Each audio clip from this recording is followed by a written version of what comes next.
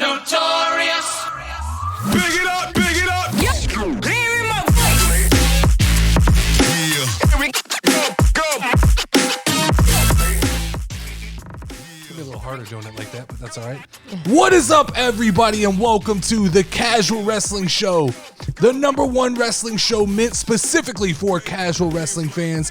Each and every week, I, the Notorious Nerdy D, with my co-host LevelUp Lauren, What's up, y'all? topple the biggest questions in pro wrestling. You can find the show every Wednesday on YouTube and on your favorite podcast network. If you enjoy the content, make sure to join the Casual Community Discord group. The link is in the description of this video, and you can ask anybody in the comments. It is a chill place to hang out and talk about professional wrestling. Let's jump into it, Lauren. Let's jump right into today's first topic, which is the WWE 2023 draft. That's pretty much the only thing I'm going to talk about today, because I think basically what's happened is everything other than that is throwaway at this point, right? So we're rolling into Backlash here this weekend, and we'll make some picks at the end of the show here. But other than that, like, nothing really matters. The new rosters are set. They happened on the 8th. I believe May 8th is when, right? Yeah, so it's the Monday after Backlash, the rosters go into effect. Couple things here. Couple things I want to talk about. Let's start with so there's good, there's bad, and then there's weird with the draft. Mm-hmm. And the first thing I want to start out with is the bad. What I think is bad about the WWE draft. They still are treating us like we're stupid. Like, there's still things that they do during the draft that make absolutely no sense, that they just really want us to turn a blind eye to. And I have the three things. There's three major things that really bother me about the draft. Number one is the fact that it was alluded to during the draft that not only, I thought at first, you know how the legends came out and made the picks, like Road Dogg, JBL, Booker T. Yeah. I thought that was just supposed to seem like, oh, we have legends coming out and announcing the picks. But it was alluded to at one point during Monday Night Raw that these legends are actually the decision makers of who is choosing who goes to what brand. Yeah.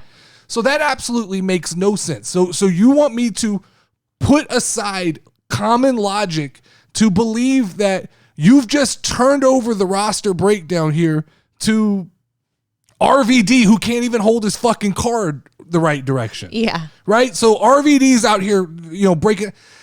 This is one thing in the draft that I absolutely hate, is when you don't have authority figures. A draft makes absolutely no sense. There's a football league, the USFL, right? Where all the teams fall under one ownership. And it absolutely makes no sense, because how can you make objective trades when there's not one person in charge of each team or each brand? And it's the same way in WWE. And I get that it all reverts back to one person making the decisions, but when you're talking about like playing with people's competence, I don't like the idea that like there's not we don't have two clear leaders of each show. And I've proposed that, like, why can't it be, Triple H runs Monday Night Raw, somebody else runs SmackDown, Adam Pearce, right? Just as a figurehead. It doesn't have to mean anything other than, hey, there are authority figures on each side of this aisle here, and they're making the decisions. But having these fucking legends come out and have some kind of authority over, like, well, RVD chose Riddle, like, that doesn't make sense. Yeah. It's actually stupid. And then what was even dumber is I do believe, I don't have it written down, but I believe that, like, on SmackDown, Teddy Long made selections for Raw. Yeah. But then when he was on Raw, he made selections for SmackDown. So there's absolutely no, like, Teddy Long is kind of a SmackDown guy to me. Mm-hmm. So he should have been making choice. If they would have just told me that, like, hey, for some reason Teddy Long is in charge of all SmackDown picks, I would have been more okay than than this just clusterfuck of like. Was he on SmackDown or something? He used to be SmackDown general manager for a long time. He was SmackDown general manager. Well, that would make sense. So it would have made sense, even Yeah. if you just brought him back in like an authoritative role just for the 2 nights, right? Yeah. Hey, back for 2 nights only, Teddy Long making the decisions for SmackDown. Instead, you have these guys coming out and just making these arbitrary picks that, once again, at the end of the draft, I just felt like, oh, okay, we shook up the rosters. And then so number 2, second thing here, is the free agency. What the fuck is free agency in professional wrestling? know. Like, once again, you have this opportunity to set up a draft where you could have every superstar waiting to be drafted, right? And then right off the jump, Monday Night Raw, Triple H comes out and goes, Brock Lesnar's negotiated the ability to be a free agent. What? That doesn't make sense. So now certain guys aren't available to be drafted because you just tried to say every superstar on the roster is available to be drafted. Omos. What the fuck has Omos done to negotiate the ability to be a free agent? I don't Like, know. just tell us you don't know what the fuck to do with Omos. Because that's literally what it is. They don't know where to put him. They don't know what they're doing next. They've got him out here fighting Brock Lesnar, then Seth Rollins. They have no fucking clue. I get Brock Lesnar because Brock Lesnar is always been WWE's break the glass in case of emergency, right? Yeah. So Brock will float wherever they need Brock, and that makes sense to me. But other than that, like having Dolph Ziggler, and we'll talk about free agents at the end. Okay. The other thing I don't like is I don't like 2 days, 2 pools of superstars. That's absolutely It's too takes long. away. Well, it's not the length. The length is fine. I could go through a 5-hour draft if that's what they need. The problem to me, Lauren, is that when you go, here's 50% of the people that are able to be chosen, and here's the other 50% of the people that are able to be chosen, you take away that element of like the draft is supposed to be.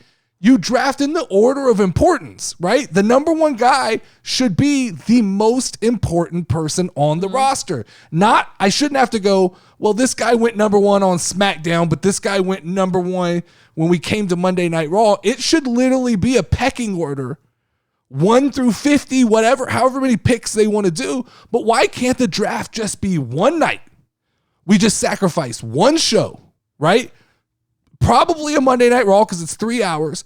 And we sit there and we draft 1 through whatever, if it's 30 wrestlers on each roster, but we literally go through and we draft and we have these people come out and accept a t-shirt, whatever it is, something brand specific that just creates unity between the 2 brands. There's absolutely nothing that really matters other than like, I guess I'm wrestling on Friday now. Yeah. There's no allegiance. There's no excitement. It's not like, oh, fuck yeah, I'm on SmackDown now. It's just, it's 2 days of just kind of, I came into this thing kind of refreshed, excited, and still coming out of it, I will say that like, it is effective in at least like, okay, we're starting again, right? Yeah. Some of these stories that have gotten stale, some of these people that have gotten stale, we're starting again. But there could be so much more to the draft, but instead what we have is literally just 2 nights a clusterfuck. So let's break down the picks. I have every pick here. Ooh, okay. Let's go through and talk about Friday Night SmackDown first. Night 1. SmackDown chooses the undisputed WWE Universal Champion Roman Reigns, Solo Sikoa, and Paul Heyman. Okay, so here, let's talk about this early on. Why are the Usos not included in that pick? Like, were we supposed to take, was there like a subliminal message we were supposed to take from that? Because I don't understand, like, I don't get what the reason for splitting them up is. Yeah. It doesn't make sense to me. But then Raw takes Cody Rhodes. That doesn't seem like a fair balance in a draft. No, it's like 3 to Raw 1. gets 1 superstar, and SmackDown gets Solo and Roman. I get Paul. Like, Yeah. if they wanted to draft Roman and Paul together, that makes sense. Or if you wanted to draft the Bloodline as a whole, that made sense. But separating the Bloodline and the Usos made absolutely no sense. SmackDown takes Raw Women's Champion Bianca Belair. So here we go with this like cluster fucking of the titles already. Yeah. We're putting certain titles on different shows. Raw selects Becky Lynch. So Becky Lynch stays where she is. Cool. Nothing wrong there. That is a solid start to the draft. If we just continued from there picking top picks, it would be fine. But we go second round, and after they teased us all month about the breakup of the Street Profits, second pick, Montez Ford and Angelo Dawkins. Oh, I know. Round 2, pick 1. Okay, cool. So we just moved them to SmackDown after all of the fucking speculation, right? Then Raw gets Intercontinental Champion Gunther, Ludwig Kaiser, and Giovanni Vinci. They get all of Imperium. So here we go. If you start doing the math here, how are we just, why wouldn't you just draft all fucking Groups. if that was part of the rule system? Yeah. SmackDown gets Edge. I didn't even know Edge was still wrestling. Like he's just You disappeared. retired yet? And then Raw gets Matt Riddle. Yeah. Cool. Okay. Nothing big there. Round 3, SmackDown gets Bobby Lashley. Okay. That's a big deal. Bobby's off of Raw. He's now on SmackDown. That puts him more in line to probably get a program with Roman Reigns. Because what else are you doing with Bobby Lashley at this point? He's got to be in a title picture. They've got to come up with interesting things for Roman Reigns to do. Cool. So what do they do to interchange that? They just moved Drew McIntyre over to Monday Night Raw. All right. That's just, all that is a superstar swap. Yeah. It's, all right, Drew McIntyre will be able to kind of free himself up. You don't have to live under the reign of the bloodline. And Bobby Lashley goes over to SmackDown and he gets kind of put into the bloodline waters. Because that's all SmackDown is now. Yeah. SmackDown is the television show of the bloodline. That's all it's designed to be. SmackDown then gets AJ Styles, Michin, Luke Gallows, and Carl Anderson. Michin, I guess, is just the official name now. It's just what we're calling her. Yeah. It's not Mia Yim, it's Michin. All right, nothing wrong there. We're not going to make a bigger deal that AJ Styles is fucking ready to wrestle. Or I don't even know if he's ready to wrestle because he came out and then he backed out, if you remember, and let the OC do all the fighting. So maybe he's not ready. But I just think we could have made a little more fanfare around that. And then Raw gets The Miz. Yeah. Nothing wrong there, right? So we see the rosters are balancing out nicely. There's no problems in any of these picks. I said, why is SmackDown getting to all of the groups? It felt that way, but I think it balances out if we keep going, right? Yeah. SmackDown picks up Bayley, Dakota Kai, and Io Sky. So they just travel over to the other side with Bianca Belair. So while sometimes it seems like a refresh, it's really not. Like they're just moving over to the other side. And the other thing is with the tag team titles seemingly all being a part of Monday Night Raw, what does this mean for tag teams that go to SmackDown? Are those belts able to float back and forth? Or that we don't get any kind of like clarification on anything like that we probably should get clarification on. True. Raw gets Shinsuke Nakamura. I think that pays off. I think Shinsuke needed a refresh. I think he'll work on Monday Night Raw. And a show that long, you need guys that are interesting that don't have to have titles. And I think Shinsuke falls into that category. SmackDown gets NXT Women's Tag Team Champions Alba Fire and Ilsa Dawn. Like I said, what good is it to be a women's tag team and go to SmackDown at this point? Unless we're under the belief that the other team can travel back and forth, even though they were drafted to a specific brand. Then Raw gets NXT Women's Champion Indy Hartwell. I think this is a big pick. I think that's a big deal. Yeah. She vacated her NXT championship on NXT yesterday. So she's ready to go. I think she's injured. She'll probably have to recover from her injury, but when she's ready to go, that's a big pickup. I think she'll be a big deal. She's got personality. She's got the look. She's got the size. She's got all the intangibles in a women's division that I think lacks credible wrestling right now. I think that she'll fit in nicely on Monday Night Raw. Also, I believe it aligns her with Johnny Gargano, Candice LeRae, and Dexter Lumis all on Monday Night Raw. Theory did go SmackDown, but I don't think they ever planned on reuniting Theory back into that group. True. The original group was Gargano, Candice, Indy, and Theory. Yeah. And then Lumis was kind of an outsider. But I think they're reuniting that group minus Theory, which is, I think it's perfectly fine. Yeah. So that's it. That's Monday Night Raw. That's what we got. Or that was Friday Night SmackDown. Those were the picks we got on TV. That's not even like a quarter of the roster. So then they mentioned something during the show, which I vaguely heard but had no clue what it meant. The rest of the picks were going to be made on the SmackDown Lowdown, which is a podcast that comes on either after SmackDown or the next day. I don't know when it comes on. Yeah. But so there's picks that were made that I didn't even know happened, okay? So Monday Night Raw got Eric and Ivar in Valhalla. So they got the Viking Raiders, Dexter Loomis, Candice LeRae, Massey and Mansoor, and Maxine Dupree. Okay, so they got a bunch of jobbing tag teams in Dexter Loomis and Candice LeRae. Cool, whatever. SmackDown keeps Hit Row and Lacey Evans. Okay, cool. Did we have to announce that? Free agents.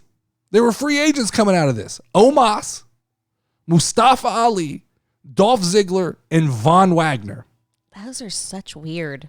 Well, it's Free obviously, agents. it's like guys we don't know what to do with. It seems really weird to put an NXT guy on free agency, but it's just, obviously you go, we're going to have a draft, but we really don't know where we're going to put everybody. It seems like you would take the time to figure out where you wanted people coming out of that draft. So then we go to Monday Night Raw. Okay, we got 3 hours of drafting here. Round one. So this is where it gets weird again, because this is now, once again, a first pick, right? Because we're pulling from a different group of people, which I absolutely hate, right? These are people that weren't available to draft on SmackDown. So round one, pick one, SmackDown Women's Champion Rhea Ripley goes to Monday Night Raw. Okay. So now your SmackDown Women's Champion is on Raw, and your Raw Women's Champion is on SmackDown. That's weird. Well, this is the Becky Lynch and Charlotte thing all over again, where they threw the fucking belts at each other. And I see people going, well, this sets up a unification. Possibly. I do believe that there's a unification match down the line, because I believe that they want to introduce a new women's title. I really do. I think that... I'd be open to that. Well, I think they want a distinction between the two titles. I think they want SmackDown to have the titles that look like that. And I believe that the women are going to get a title that looks more like this this one that's pictured on the picture here, the World Heavyweight title. Yeah. I believe they'll get a smaller version of that title with like a white strap. That would be kind of cool. So I do believe that there's a possibility. So who unifies the titles? Is it Bianca or Rhea? Night of Champions? Is that the match you make? Yeah, I think that Bianca versus Rhea to unify the titles? Oh, yeah. Who do you... I'm going to go Rhea. I think Rhea wins. time for I do change. too. I think we've talked about Bianca. It's time for Bianca to drop the title.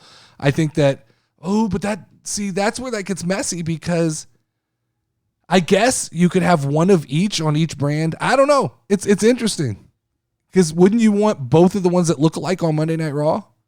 Doesn't that seem like what you'd want to do? Yeah. Or why wouldn't they just switch them? That's true. I mean? Yeah. Okay, so then we got Raw drafts Seth freaking Rollins. Or wait, no. Yeah. Rhea Ripley. SmackDown gets Austin Theory. Okay. So we got a flip-flop of the mid-card titles. Intercontinental titles now Raw. United States title is now SmackDown. Seth freaking Rollins goes to Raw. Of course he does. He's not leaving Becky Lynch. Yeah. Those are things that like are no-brainers if you just piece things together. Charlotte Flair stays on SmackDown. Okay, cool. I mean, they need bodies. I don't know when she's going to wrestle again. It felt like she was taking time off after she lost at WrestleMania, but maybe she's coming back. And then Brock Lesnar immediately announced as a free agent by Triple H. Yeah. I don't know why they needed to say that if they didn't do it on SmackDown. I don't know. I guess just so people don't wonder why he's not drafted. Round two, undisputed WWE Tag Team Champions Sami Zayn and Kevin Owens go to Monday Night Raw. All right. The Usos go to SmackDown. So after all the speculation of the reason that the Usos weren't drafted with Roman and Solo was because they were going to be drafted to Monday Night Raw, and this was going to create, just a further separation, they just get drafted to SmackDown.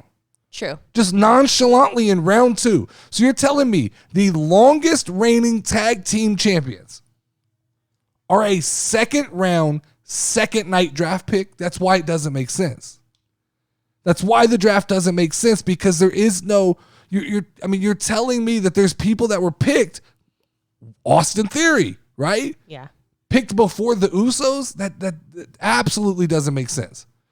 Raw keeps Finn Balor, Damian Priest, and Dominic Mysterio the Judgment Day. Yeah. Why weren't they packaged in with Rhea Ripley? That's true. They did a lot of weird separations like that. It's just I know why, but it's playing with logic. Because they want Rhea Ripley to be the number one pick by herself. There's a push to make Rhea Ripley a big deal.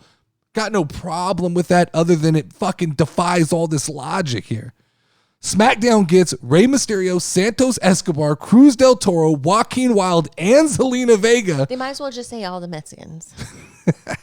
The LWO. So here's something interesting. I didn't understand, I guess, that the LWO is a thing. It's a faction now. Like in real life. So like Gasmo damn Phantasma is done. Phantasma. They're gone. Yeah. It's now the LWO, the Latin World Order. Yeah.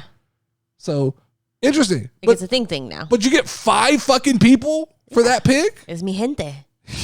But once again, Zelina Vega's a package deal with LWO, but Rhea Ripley's not a part of True. Judgment Day. True. Once again, you're fucking with my logic here, WWE. You had Valhalla with the Viking Raiders. Oh, yeah, exactly. Round 3. Women's Tag Team Champions Liv Morgan and Raquel Rodriguez. Tell me you don't fucking value them when you take your Women's Tag Team Champions and put them on round 3 of the second night of the draft? Yeah. Come on, man. Like, you can't fucking pretend you care about these belts and then do this kind of shit, True. right? I think you'd get all champions on first round picks. Seems like the first people picked would be champions, right? Yeah. SmackDown gets Asuka. Okay. I get it. She refresh over there. Raw gets Xavier Woods and Kofi Kingston when Kofi's ready to go. New Day. New Day are invaluable, right? They're another one of those break glass in case of emergency. Everybody loves the New Day. And they're fucking hard workers, right? I've never seen a bad Xavier Woods match. Ever. In my life. Never seen it. Like every time Xavier Woods is in the ring, it's fucking exciting and entertaining. Like nothing, there's nothing, I'm Mr. Nitpicky. I can complain about fucking everything. Can't complain about Xavier Woods or Kofi Kingston. I like everything about them. Like everything they do. They towed that line of like comedy and like being over the top without being annoying. Yes. Does that make sense? So then I watched Xavier Woods on Kind of Funny on Greg Miller's birthday. And just the way he fucking speaks about the business and then understand, they were like, what is your ultimate goal? And he's like, it's to win either the Intercontinental or United States title. And they're like, not the world title. And he goes, no, the ultimate goal is the world title, but I understand there's levels to this thing. I understand the progression. I understand that I have to win this in order to create the chase towards that. And that like, to me, that logic, he understands that they need to reward people like Xavier Woods, who fucking shows up, never has a bad match, and understands the progression of storytelling to get where he needs to go. But he also ends up saying that also, I'm just okay being a tag team wrestler because I kind of enjoy it. He says the stories that you can tell, like when you're surrounded by 4 people and your best friends, are definitely different stories. And the New Day are prime example, right? The New Day are phenomenal. But once again, why isn't Big E part of this? I don't know. I mean, he doesn't have to wrestle. He could still be there. You could still draft him technically, right? To Monday Night Raw. So is he just not wrestling at all, like ever again, or what? Well, there were rumors that he was going to be part of the draft and that he's had like, some good diagnosis lately and things like that. So I don't know. Like unless they plan on bringing him back as a part of something else, which seems so stupid to me. SmackDown keeps Sheamus, Butch, and Ridge Holland. Hey guys, IWC. You all yelled that Triple H was going to be doing all of this refresh. Where the fuck was all this refresh during the draft? Because that's still Butch. Yep. There was no mention of what the fuck? What was his name before his old Butch? man name? Yeah. I don't Pete remember. Dunne. Oh. He didn't come back and get drafted as Pete Dunne. Where you at, Pete? He's still Butch, and he's still part of the Brawling Brute. So no refresh there. Okay? Round 4. Raw picks Trish Stratus. How long do we think I mean, is there an expectation that she goes longer than I SummerSlam? don't know. My first thing was like, is she still fucking wrestling? Like, is she back on the roster forever? Like, Yeah, because that's you're investing a draft pick that Lita wasn't drafted. There's a lot of other people who weren't drafted, but we pick Trish Stratus to be on the Monday Night Raw roster. I guess because she's in a feud with Becky Lynch, we got to make it known that she's still Monday Night Raw. yeah. SmackDown keeps Karrion Kross and Scarlett. Mm-hmm. Sorry, Karrion Kross. I mean, you're just fucking locked in on the Bloodline show. Like if I was one of these people, like Drew McIntyre, like Karrion Kross, LA Knight, who's coming up, I would have wanted off of SmackDown. There's no path to any kind of success right now on SmackDown if you can't figure out how to be a part of the Bloodline story. True. Monday Night Raw gets Ronda Rousey and Shayna Baszler. Obviously, this is because they're going to win the tag team titles. Like, you can see the foreshadowing here. It's as soon as they're ready to go, they're going to come in and win the tag team titles. Yeah. SmackDown gets LA Knight. All right, what the fuck are we doing? LA Knight's locked into SmackDown, and there's no upside there. Where does he go? I guess a program, Austin Theory, LA Knight could be fun. I think that could be interesting. Yeah. But Kind of like daddy. Little boy. Yeah, but does LA Knight win the United States Championship, or does he just continue to like contend I feel and just like be? they just kind of are okay with him losing. So And I don't like that. Well, it's the Dolph Ziggler syndrome, right? True. It's he's so good at making other people look good and like The crowd still helping likes Bray him. Wyatt, and he still gets over. That I think they go, well, he can afford to lose one more. He Yeah. can afford to lose one more. Yeah. And so they keep doing it until you get to a point where you go, oh shit, weren't we going to do something with LA Knight? No, it's too But late didn't now. Dolph Ziggler, like, has he ever become a champion? Very short time. Okay. He won the World Heavyweight title, never won the WWE title. Yeah. For a very short period of time, he won the World Heavyweight title. And he won the NXT, right? Yeah. For like a hot minute. Yeah, but that which was weird. once again, though, that was less about Dolph Ziggler and more about elevating Braun Breaker and the NXT product. Uh-huh. Right? Like, they just took a guy who they're like, oh, Dolph can get over with fans. Dolph's a hard worker. Dolph's good at making other people look good. Send him down there and elevate that title. That was less about like, let's reward Dolph Ziggler, because I don't know what kind of reward that is. To get the NXT champion. To go back after being a world champion and putting in all that work to be an NXT champion. I guess you would have to speak to Dolph and find out what he thought about that. But to me, I guess he can put it, you put it on your wrestling resume, but Yeah. I don't know that it just shows like as like this big, service that WWE did for him. Round 5, Braun Strowman and Ricochet go to Raw. Okay, there's a swap of a team. SmackDown keeps Shotzi. Raw keeps Bronson Reed, and SmackDown gets Pretty Deadly. If I was an NXT tag team, I would be screaming, do not move me to the main roster. That's where tag teams go to die. No, I mean, seriously. What do you think is the story for the foreseeable future for the tag team titles? I don't see any. Kevin Owens and Sami Zayn are going to keep it for the foreseeable Forever. future. Yeah. You still have the Street Profits hanging around. You have Alpha Academy. You have the Maximum Male Models. Yeah. You have all Strowman and Ricochet, the Viking Raiders. You have all these teams in waiting. Brawling Brutes. What does that mean for Elton Prince and Kit Wilson? Pretty Deadly. Like, where do Nothing. you don't immediately come in and challenge for the title, so you just get thrown into these like weird SmackDown 4-pack tag team matches. It really is like tag team purgatory to get moved to the main roster. Round 6, Otis and Chad Gable, Alpha Academy, stay on Monday Night Raw. Rick Boogs is going back to SmackDown after weirdly just being moved to Monday Night Raw with Elias. Raw, Katana Chance and Caden Carter. Okay, that's an NXT women's tag team. They've been NXT women tag team champions. They will... I think fans like them. They're likable characters. So cool. They come in. They'll be interesting. They'll be able to challenge if Ronda and Shayna aren't ready. You can play with the idea of letting them win the NXT, the WWE Women's Tag Team Championships as well, as kind of a boost early on. So that's interesting. There's some fun stuff you can do with them. And then SmackDown gets Cameron Grimes. Cool. I mean, once again, what is he going to do on SmackDown? You've already got LA Knight there. I guess that's true. So what do you like? It's just this backlog of superstars who could be extremely interesting, but you're still held down by the Bloodline story. And that's not to knock the Bloodline story like it's a negative thing, but the reality is, as long as the Bloodline are front and center on SmackDown, there just really isn't. There's a glass ceiling put on top of everybody else that just, basically you get to be a challenger in Roman Reigns' story, and that's it. Because you're not, these guys know, Cameron Grimes knows, LA Knight knows. They all know they're not the guy who's knocking Roman off, right? Karrion Kross has to know. So where do you go from there? You got to wonder, like, can everybody really challenge Austin Theory for his title on SmackDown? It doesn't make sense.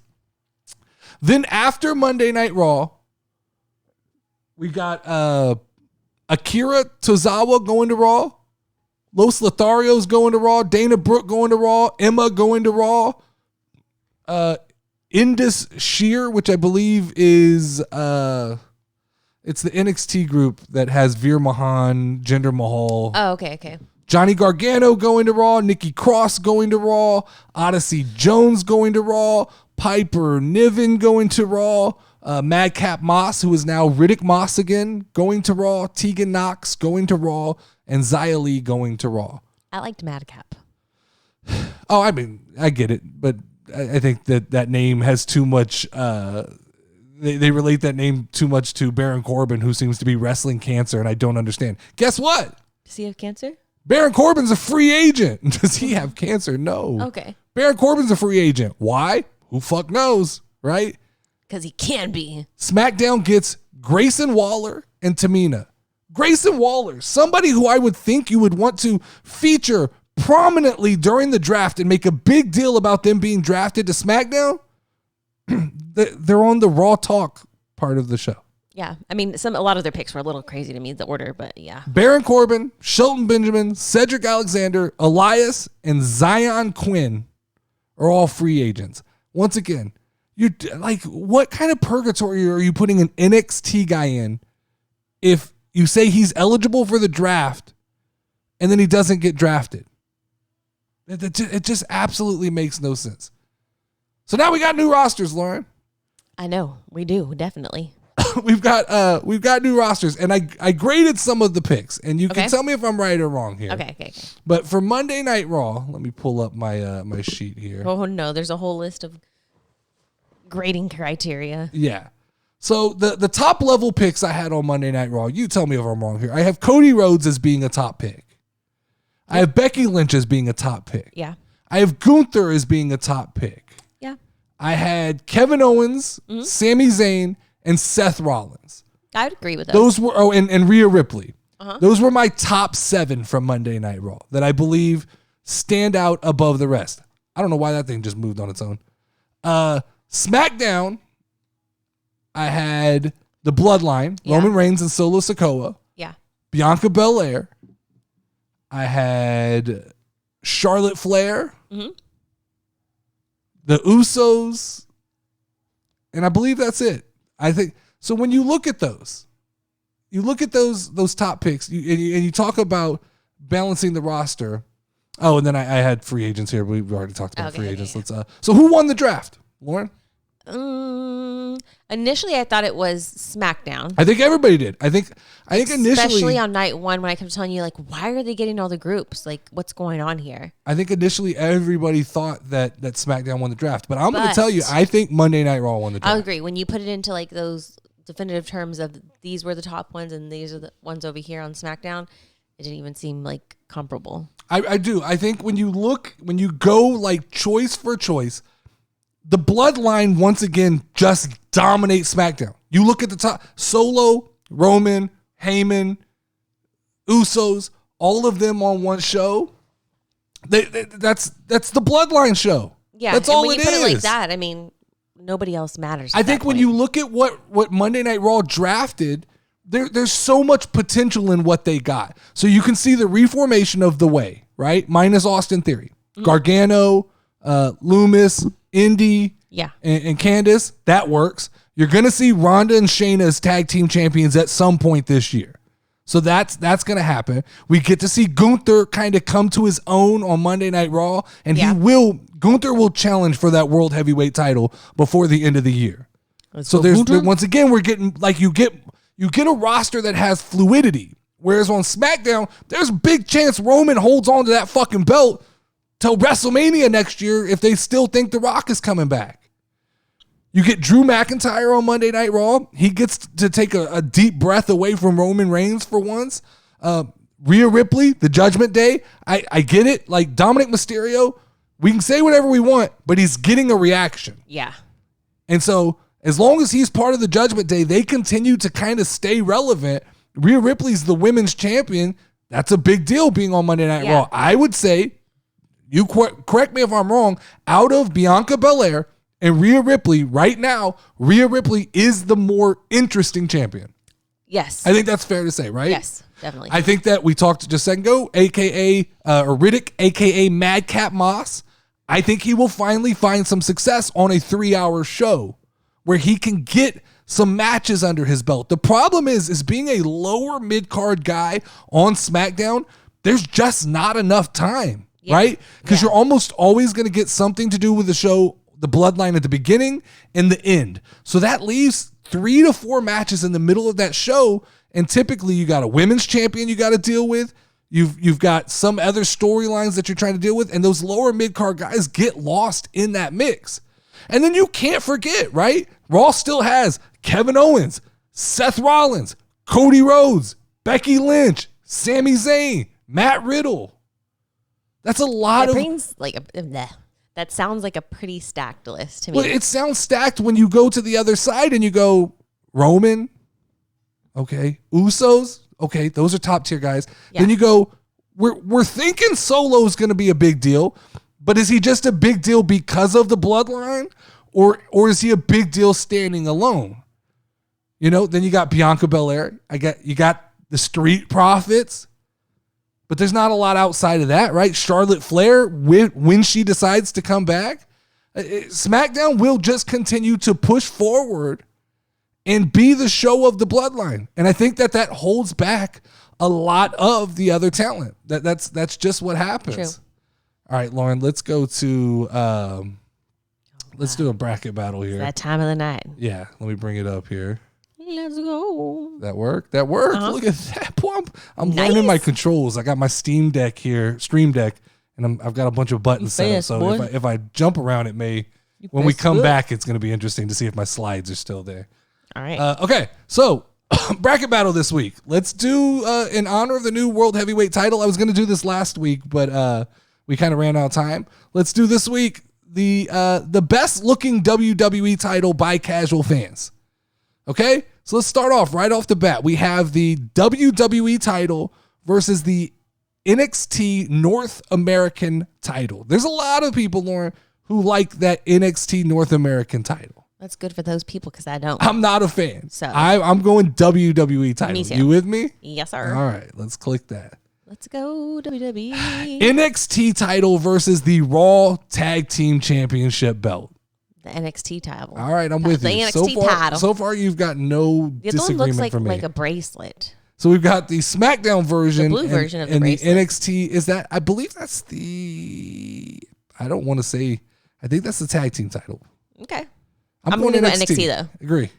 It just looks prettier. I'm going off what's pretty here. That's what we're going. This is best looking title. All right. Interesting here. I like the Intercontinental Championship. That's the one on the right? Yes. I'll go with that one too. I don't know that it's a little bit more intricate and different. I don't know that the picture does it justice either because it has some like holographic features in it when you see it in person. It's a belt that I've always considered buying. But to me, the left belt, the women's version of SmackDown, it, so we're fine. Exactly, right? It's just stick with the men's. You're just going like it's the same title over and over. Yeah. All right, so then we go NXT versus WWE Championship. I still like the NXT title. One's pretty fucking dope. I agree. I'm with you. It just looks more blingy. I agree. The NXT tag versus the Intercontinental title. I'm gonna go NXT. I'm going Intercontinental title. All right, let's go. We're on. All right, you ready? Ready? Rock, paper, scissors, shoot. Rock, paper, scissors, shoot. Rock, paper, scissors, shoot.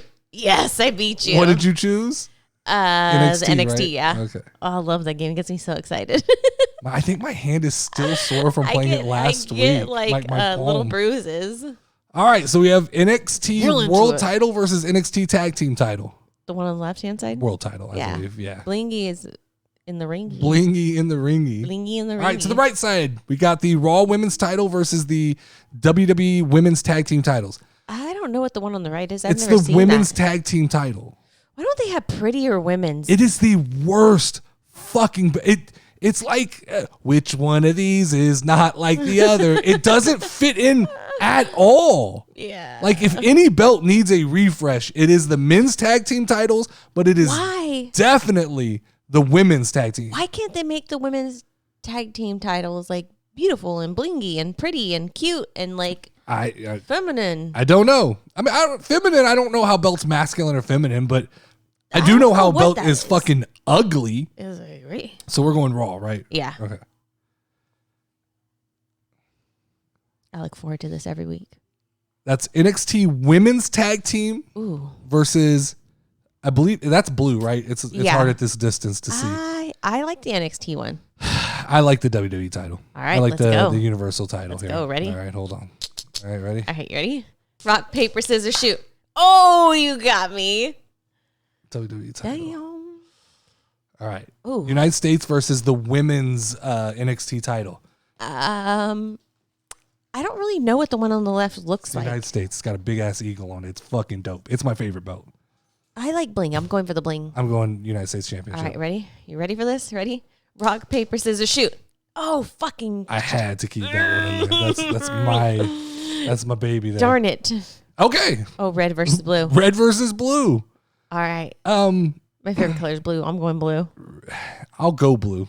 Thanks. I'm not gonna Thank you, Dustin. All right. Okay. There it is. The new baby. The big boy. Yeah. Hey. That thing's sweet, pretty man. cool. That thing is sweet. Every time I see it, I like it more. I like the W in the middle. I do. People were complaining about that. Why? Complaining that it. So I saw like these memes that were like, why It's did like they gotta? old with the new, bro? It was like, why do they gotta slap the logo in the middle? And then it's like every other company's belt literally has the fucking logo in the middle. Because you have to brand yourself. Which is IWC fucking complaining about. Look, we talked about this a couple weeks ago. We said, why won't they bring back the Winged Eagle and why won't they bring back the World Heavyweight title? Is there an eagle at the bottom? I can't tell. No, the Winged Eagle it is would a be different pretty cool belt. if there was. But I said the reason they won't bring the belts back is because of branding issues. Mm-hmm. When you hold that belt up, it doesn't scream WWE. So how do you fix that? You take a beloved belt and you fucking stick your logo right in the middle of it. I like it. I'm going the new boy. Me too. I'm going that new big boy there. I love the United States Championship. The eagle is pretty cool. But I'll this new admit big that, boy but here I like is a that. beast. Yeah, get it. New big boy. Ooh. New big boy. What do you I'll got? go new one. New big boy? Yeah, because it kind of gives me the vibes of the old one, but with some like new shit.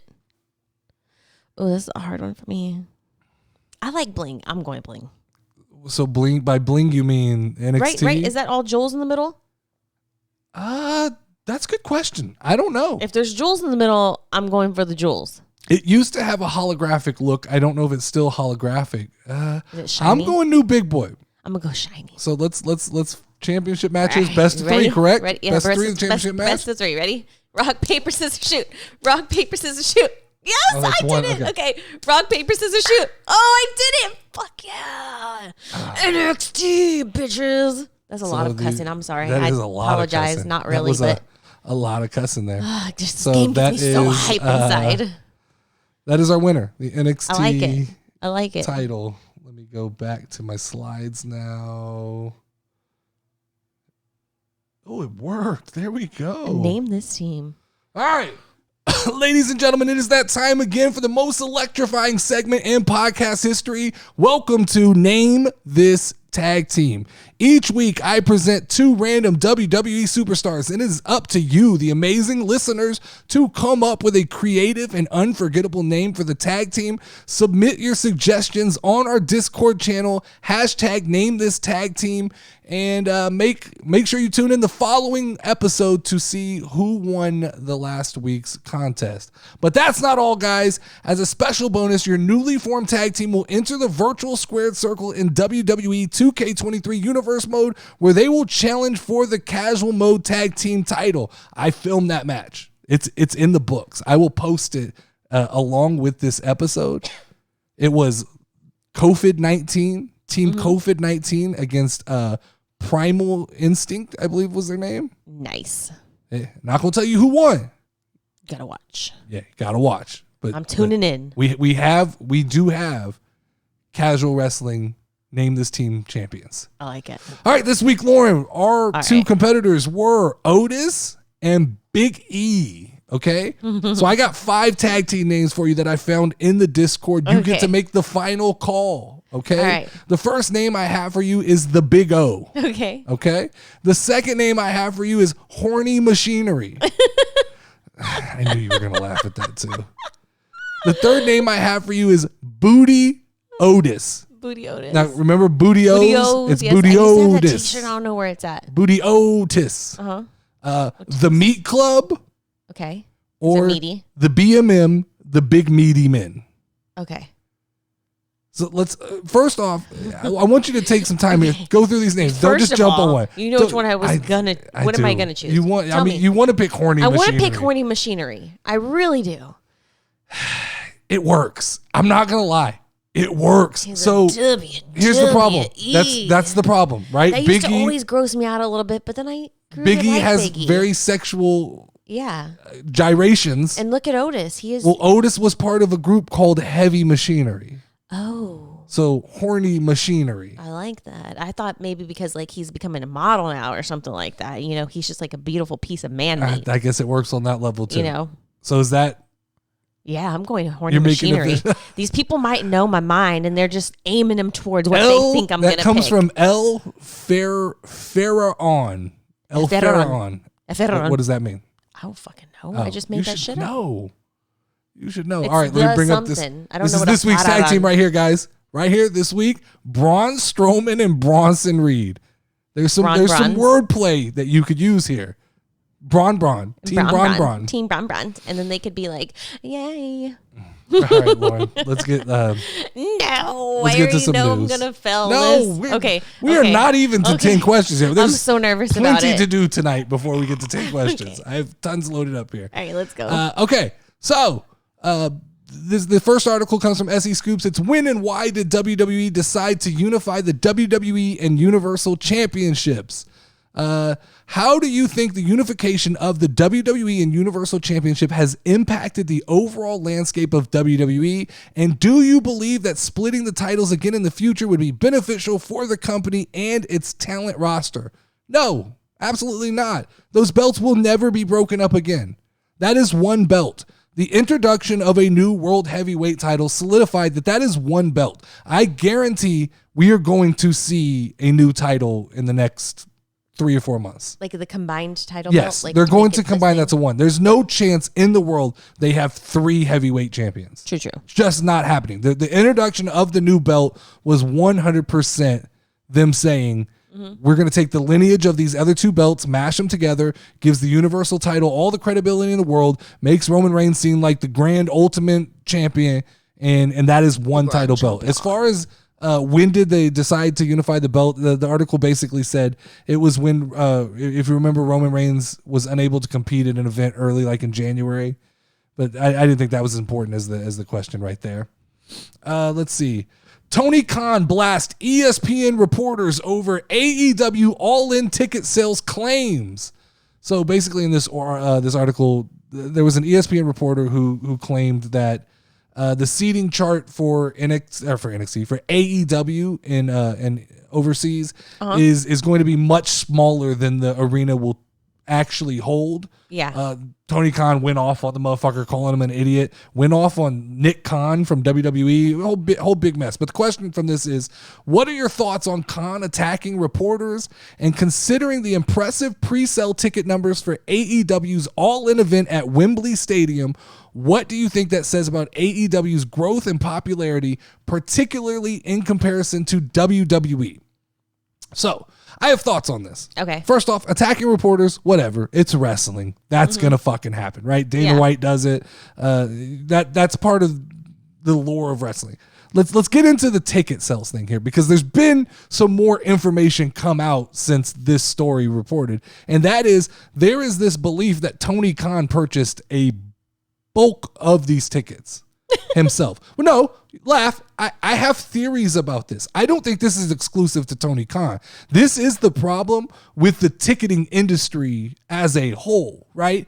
I believe that Ticketmaster does this not just with Tony Khan. I think that Tony Khan may have pushed it farther than most people do, but I believe that Ticketmaster has deals with these third-party ticketing companies where they just immediately dump a certain amount of tickets over to these scalpers so that they can immediately announce we sold 35,000 tickets day one. True. Right? Because how does it look if they really have to report we sold 1,200 tickets on day one, good. Right? It doesn't look good. So you unload that first big group of tickets. First off, what does AEW care? The tickets are moved, right? What does Ticketmaster care? They get their money from the scalpers or from Tony Khan, whoever the money's coming from. I do believe, based on when wrestling events come, I tend to do ticket tracking, right? I tell you, I'm not going to buy the tickets immediately. I wait until a couple days before. Mm-hmm. The thing I've noticed about that is there has to be somebody backing these third-party ticket companies. A la Tony Khan. Mr. Khan. Could be WWE when it's WWE. The problem is the natural reaction to tickets getting closer to an event should be for them to drop. Yeah. The price should drop. And you see, when you go on like StubHub, you see certain tickets that do drop in value and you go, oh, that's a real seller. That's someone real. When you see you're a day away from the event and there's tickets holding at like $700, that is a third-party ticket holder who I do believe is backed by either AEW, WWE, and they don't have to sell because I think they're told if you don't sell this ticket, we're going to give this ticket away, and the main company will eat the cost. True. So I do believe, I don't know, I don't have any proof, I don't know for a fact, but I do believe this happens all the time, and I do believe that Tony Khan for this event probably went to third-party ticket companies and said, "Look, I will back you. Just make sure that the initial sell of these tickets looks ridiculously high." So that's what I think happened here. All right. Well, we'll see if the stadium's like half empty or not. But it won't be because they will give those tickets away. Oh, it's a win-win for everybody, right? The only person who really loses is the main company, AEW, but you'll never, ever hear about that, right? Because they're never going to report, we didn't make a lot of money. Tony Khan continuously loses money and is okay with it. Yeah. So do you think Tony Khan is more worried about the Wembley show making a ton of money or the perception to the rest of the world? Is it Daddy just that rich that it's like ridiculously? Just he is fun ridiculously too. Really? Well, so not just fun. What does he do? Like, what do you do before I don't know exactly what they do. Yeah. They own the Jaguars. That's something they own, but that's not what they do. But no, here's the thing that's not talked about. You have to lose money when you make that much money as a tax write-off. He can write AEW off as a loss. Oh. It's like washing money. True. I see what you're saying. Yeah. Like, that's money that he would probably pay in taxes. So he might as well do something fun. So you might as well do something fun like that. Now, I'm sure there's nuance. I'm generalizing this extremely down, but to me, from what I think of Tony Khan, I do believe that he views it as this is all AEW is a status thing, right? Mm-hmm. It's like a fancy car to him. So if he can put on this big show that resembles like a WrestleMania, then he can go and say, "I did it. I won." It's the big time, guys. Road Dogg said on his podcast that WWE has hired a new writer for Bray Wyatt. Okay. So with WWE hiring a new writer specifically for Bray Wyatt, what are your expectations for his character's return and storyline direction? How do you think the new writer will impact the development of Bray Wyatt's career and his future feuds? First off, you're telling me that they didn't have any of this shit planned out? I don't know. So we were following the fucking rabbit for like 6 months. They weren't QR codes and they weren't writing TV. the story at that point. Like you're telling me. So because what it sounds like to me is that Bray Wyatt has a specific writer for Bray Wyatt. So what you're telling me, or I was under the assumption that Bray Wyatt was kind of inputting on his own stuff. So you're telling me that for 6 months they wrote Follow the Rabbit, all to culminate at the Mountain Dew pitch black match, and then that was it? It was like, hey, fuck it, we're out of ideas. Don't know where the rabbit's at. We're gonna have to hire another writer. It seems like it would be fairly simple to write for Bray Wyatt, right? Yeah, I mean, Spooky. unless it's Bray Wyatt who's doing it, and then they're like, "This isn't working, Bray." But what's not working? Did they even give it an opportunity? I don't know. You introduced 6 new characters and then never let us know who they were. Yeah, I'm kind of disappointed about that. That's my point. Is like I don't know that they ever gave it the opportunity to be anything. True. And now you're going, we're hiring a new writer. A new writer for what? It should be extremely simple to write for a character who has the depth of Bray Wyatt. I truly believe that the problem is that the lore and story that Bray Wyatt creates, he physically can't keep up with it in the ring. I think that's the problem. He's out of shape? I just don't think he puts into wrestling what his like mental state is. Uh-huh. Mike Tyson is open to a match with Logan Paul in WWE. I'm a little old there. So that's interesting. Mike Tyson has expressed his interest in having a WWE match against Logan Paul. How do you think this match between the two personalities would play out? You're going to look up how old he is. I know how old he is. How old is he? Would their past experiences in boxing and wrestling make for an entertaining and unique showdown in WWE? So my mind went exactly to what you just did. Mm-hmm. He's too fucking old. Mike Tyson is 56 years old. How old are some of the wrestlers that are wrestling right now? Sting is 64. Oh, shit. He just did not age as well. I just think he had a hard life, maybe? No, I don't think there's anything about Maybe that. he's really not that old. He boxed not too long ago. That's crazy. I just think Mike Tyson is older than Mike Tyson is. Yeah. I think that's exactly what or it is is that now. just a bad picture of him? That's that may be question. a bad picture of him, but he's 56. He's an older man. 56 isn't that old. No, but that's what I mean. He's also a boxer who took a ton of beating in his life. I would like to see Mike Tyson. So there's a difference. I'd like to see Mike Tyson, but I don't know that Logan Paul and Mike Tyson is the match to make. So Mike Tyson was part of WWE at one point. Really? Yeah. If you go back, he had a match with a DX, Stone Cold. There was a whole situation with DX and Stone Cold. I don't remember exactly. I mix up Floyd Mayweather and Tyson's stories in WWE. But yeah, it's worth going back and watching. He's had ties to. I just don't know that this is the match I make. No. Like, I think Logan has come too far to kind of go back to that. I agree. Last story here. This one's interesting. NFL's Travis Kelce has spoken with The Miz about a possible WWE role. I like Travis Kelce. So do I. So the Kansas City Chiefs' Travis Kelce has expressed interest in a possible WWE role and has spoken with The Miz about making it happen. How do you think Kelce's background in the NFL might help him succeed in the WWE, and what kind of role would suit him? So Lauren and I have a wild theory. All right. Okay? WrestleMania this past year, we got Kittle. Yes. Right? Yes. We got George Kittle. Uh-huh. This is Travis Kelce. Yeah. How would you feel about something that looked like this? Oh, Pat McAfee brings a group back of Travis Kelce, that'd be pretty cool. George Kittle, Adam Pac-Man Jones, who has experience in wrestling as well. Okay. And let's just throw our man AJ Hawk in there just because there's AJ Hawk. I like it. And I like AJ Hawk. So I'm not talking about, and I'm joking, but not for a full-on, WWE run, but how about a WrestleMania or a Survivor Series with these 5 guys? Side note on football players. Remember what's the team that you owned? Wild Aces. Mm-hmm. What was that football player that was in charge of the other one that then got Marshawn arrested? Lynch. Marshawn Lynch. Marshawn I'd like Lynch. to see Marshawn Lynch Adam in the WWE. Adam Pac-Man Jones, believe it or not, better personality than Marshawn Lynch. Really? Yeah, you gotta watch. I gotta You gotta watch some it, I gotta Pac-Man. watch it, yeah. Pac-Man's a big deal. All right. All right, Lauren, it is time for us to make some picks. Okay. Pretty fairly simple card All here. right, we're I'll just tell going you. down the list Yeah, and I'll get just picked? throw it All to right. you. Let's go. Cody Rhodes, Brock Lesnar. Cody Rhodes. Cody Rhodes. Yeah.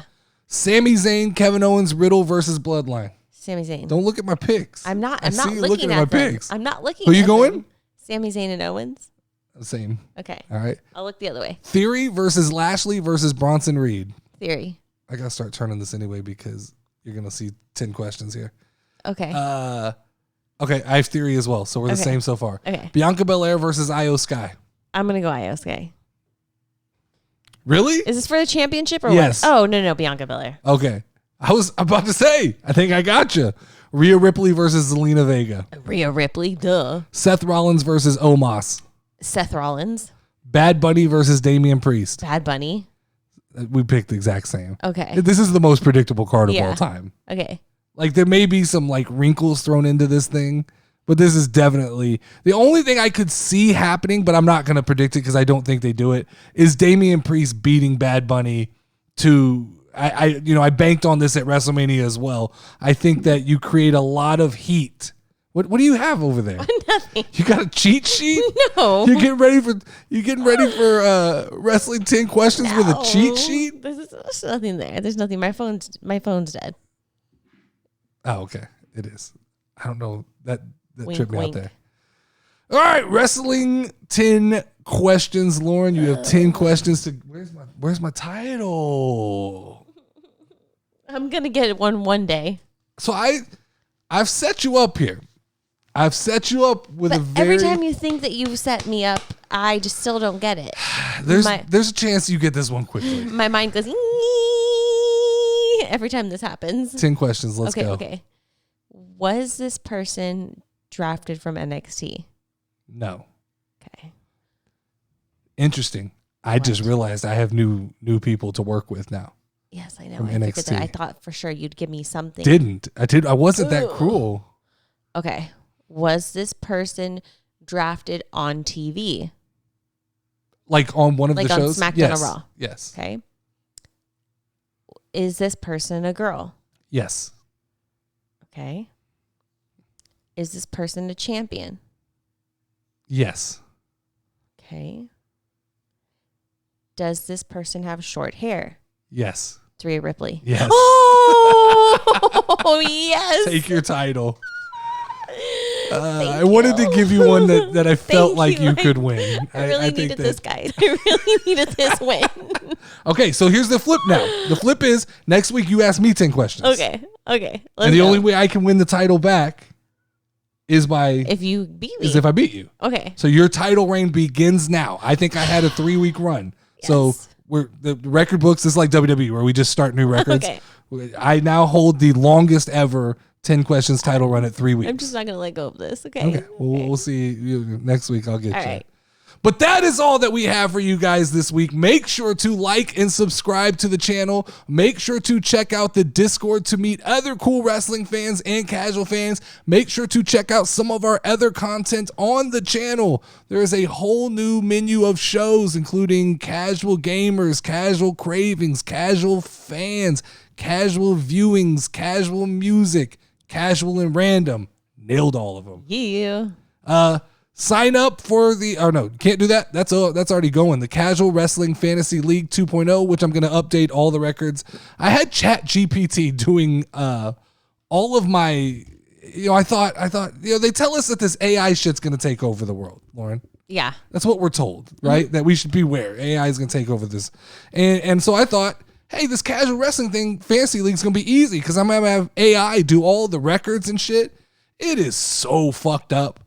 I give it the scores and it comes up with these random ass numbers. I ask it for like whose records what, and it's like so and so's 2-0. So I post it with confidence, right? In the Discord, I post, here's everybody's records, power rankings.